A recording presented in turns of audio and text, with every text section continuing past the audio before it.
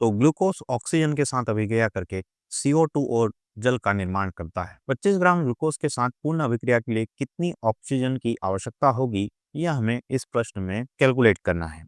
और साथ ही हमें यह पता करना है कि CO2 और H2O का कितना द्रव्यमान निर्मित होगा। तो इसके लिए सबसे पहले हम रासायनिक अभिक्रिया लिखेंगे। ग्लूकोज C6H12O6 यह ऑक्सीजन के साथ में अभिक्रिया कर रहा है। तो ऑक्सीजन गैस जो कि आणविक ऑक्सीजन रहेगी O2, उसके साथ में अभिक्रिया होगी तो CO2 और H2O निर्मित होगा। सबसे पहले हम इस अभिक्रिया को द्रव्यमान संरक्षण के नियम के अनुसार संतुलित करेंगे। तो इसके लिए हमें अभिकारकों और उत्पादों दोनों तरफ परमाणुओं की संख्या को बराबर करना पड़ेगा। तो इस तरफ आप देखें तो कार्बन की संख्या 6 है और यहाँ पर आप देखें तो कार्बन की संख्या 1 है, तो इसे भी मुझे 6 बनाना पड़ेगा। तो इसे हमने 6 बनाया। इसके बाद अब आप देखें हाइड्रोजन यहाँ पर 12 है और यहाँ पर हाइड्रोजन 2 है, तो इस 2 को 12 कैसे बनाएंगे, 6 से गुणा करके। तो यहाँ पर हमने 6 लगा दिया। अब आप देखें उत्पादों की तरफ अगर हम ऑक्सीजन के कुल परमाणुओं की गिनती करें तो यह 6 गुणित 2 12 और यहाँ पर 6, तो 12 और 6 18 हो गया। 18 और इस तरफ आप देखें तो 6 तो ऑलरेडी यहाँ पर उपस्थित है।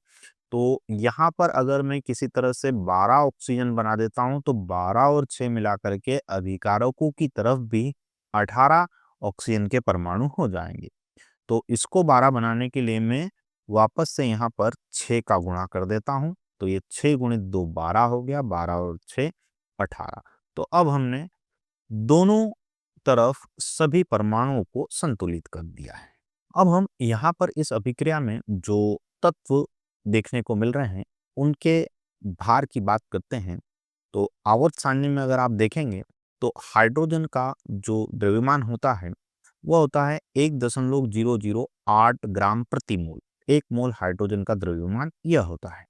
इसी तरह से कार्बन के 1 मोल के द्रव्यमान की बात करें तो 12.01 ग्राम और ऑक्सीजन का जो द्रव्यमान है वो 16.00 ग्राम प्रति मोल। इसकी सहायता से हम यह जितने भी अणु यहाँ पर आपको दिखाई दे रहे हैं इन सभी अणुओं के मोलर द्रव्यमान को कैलकुलेट करते हैं। तो सबसे पहले हम ग्लूकोज के मोलर द्रव्यमान को निकालते हैं। इसके लिए हमें कार्बन, हाइड्रोजन और ऑक्सीजन के जितने भी परमाणु यहाँ पर उपस्थित हैं इन सबके द्रव्यमान को जोड़ना होगा। तो आप देखें कार्बन के यहाँ पर 6 परमाणु हैं, इसलिए मैंने 6 से गुणा किया कार्बन के मोलर द्रव्यमान में। इसके बाद में हाइड्रोजन यहाँ पर 12 है तो 12 गुणित 1.008, फिर ऑक्सीजन 6 है तो 6 गुणित 16 कर दिया। अब इसको जब हम सॉल्व करेंगे तो 12.08 गुणित 6 करने पर यह हमें 72.06 मिलेगा। और ध्यान रखिएगा यह जो पूरा हम सॉल्व करेंगे इसका मात्रक रहेगा ग्राम प्रति मोल।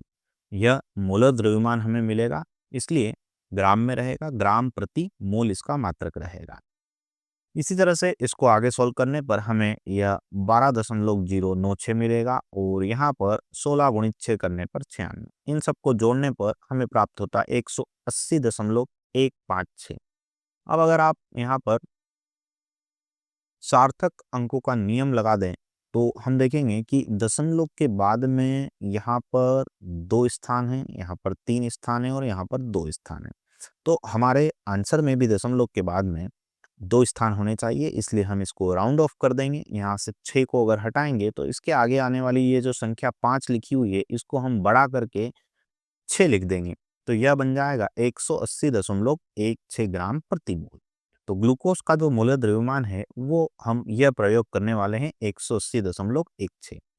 चलिए इसी तरह से हम आणविक ऑक्सीजन की अगर बात करें तो यह रहेगा 32.00 ग्राम प्रति मोल। क्योंकि एक ऑक्सीजन का भार कितना है, 16 है, तो O2 का जो भार या द्रव्यमान हो जाएगा वह 32.00 ग्राम हो जाएगा। इस तरह से CO2 के मोलर द्रव्यमान की अगर हम बात करें तो ये 44.01 ग्राम पर मोल रहेगा। कार्बन के द्रव्यमान में हम यह O2 का द्रव्यमान अगर जोड़ दें तो यह 44.01 प्राप्त होगा। और जल के द्रव्यमान की अगर बात करें तो जल का मोलर द्रव्यमान हाइड्रोजन के 2 परमाणु यहाँ पर उपस्थित है और ऑक्सीजन का 1, तो इसको अगर हम सॉल्व करेंगे तो यह मिलेगा 18.02 ग्राम प्रति मोल। तो इस तरह से हमने इन सभी अणुओं के मोलर द्रव्यमान यहाँ पर निकाल दिए हैं। अब अगर आप संतुलित रासायनिक अभिक्रिया से देखें तो जो आपके पास में 1 मोल ग्लूकोज है वह 6 मोल ऑक्सीजन के साथ में अभिक्रिया कर रहा है और 6 मोल कार्बन डाइऑक्साइड निर्मित कर रहा है और साथ ही 6 मोल जल का निर्माण कर रहा है। हमें प्रश्न में 25.0 ग्राम ग्लूकोज दिया गया है, तो सबसे पहले हम इसे मोल में परिवर्तित करते हैं। इसके लिए हम इसे इसके मोलर द्रव्यमान से विभाजित करेंगे जो कि 180.16 ग्राम प्रति मोल है। यह ग्राम से ग्राम कैंसल आउट हो जाएगा और हमें इसके जो मोल प्राप्त होंगे वो होंगे 0.139 मोल। अब अगर आप ध्यान से देखें संतुलित अभिक्रिया को तो यहाँ पर ग्लूकोज के 1 मोल से आणविक ऑक्सीजन के 6 मोल अभिक्रिया कर रहे हैं। इसका अर्थ यह हुआ कि जितने भी मोल ग्लूकोज के रहेंगे उसका 6 गुना मोल ऑक्सीजन के आवश्यक होंगे इस पूर्ण अभिक्रिया के लिए। तो हम इसमें अगर 6 का गुणा कर देते हैं तो यह हमें प्राप्त होगा 0.833 मोल। इतने मोल ऑक्सीजन गैस के आवश्यक होंगे और क्योंकि हमें ऑक्सीजन का द्रव्यमान निकालना है तो ऑक्सीजन के मोलों की संख्या में हम ऑक्सीजन के मोलर द्रव्यमान का गुणा कर देंगे तो यह हमें प्राप्त होगा 26.7 ग्राम ऑक्सीजन। इतनी ऑक्सीजन पूर्ण अभिक्रिया के लिए आवश्यक होगा। 25 ग्राम ग्लूकोज को अगर अभिक्रिया करानी है तो 26.7 ग्राम ऑक्सीजन आवश्यक होगा। अब हमें यह ज्ञात करना है कि CO2 और H2O का कितना द्रव्यमान निर्मित होगा। तो आप यहाँ देख सकते हैं कि ऑक्सीजन के जितने मोल थे, ऑक्सीजन के 6 मोल से कार्बन डाइऑक्साइड के 6 मोल बन रहे हैं और जल के भी 6 मोल बन रहे हैं। कहने का अर्थ है कि CO2 के मोलों की संख्या और H2O के मोलों की संख्या यह आणविक ऑक्सीजन के मोलों की संख्या के बराबर ही होगा और जो कि कितना है 0.833। तो इतने ही मोल CO2 के निर्मित होंगे और इसके मोलों को द्रव्यमान में परिवर्तित करने के लिए हम CO2 के मोलर द्रव्यमान का गुणा कर देंगे जो कि 44.01 ग्राम है और इसको गुणा करने पर हमें प्राप्त होता 36.7 ग्राम CO2। तो लगभग इतना द्रव्यमान CO2 का निर्मित होगा। इसी तरह से जल के भी समान मोल निर्मित होंगे तो 0.833 मोल जल के बन रहे हैं। इसको द्रव्यमान में परिवर्तित करने के लिए हमने जल के मोलर द्रव्यमान से गुणा कर दिया तो हमें लगभग प्राप्त होता है 15 ग्राम जल। तो इस अभिक्रिया में जब 25 ग्राम ग्लूकोज अभिक्रिया करता है तो ऑक्सीजन कितनी आवश्यक होती है 26.7 ग्राम ऑक्सीजन आवश्यक होती है और 36.7 ग्राम कार्बन डाइऑक्साइड निर्मित होती है, साथ ही 15 ग्राम जल का निर्माण होता है। तो हम कुछ इस तरह से संतुलित रासायनिक समीकरण द्वारा यह गणनाएं कर सकते हैं।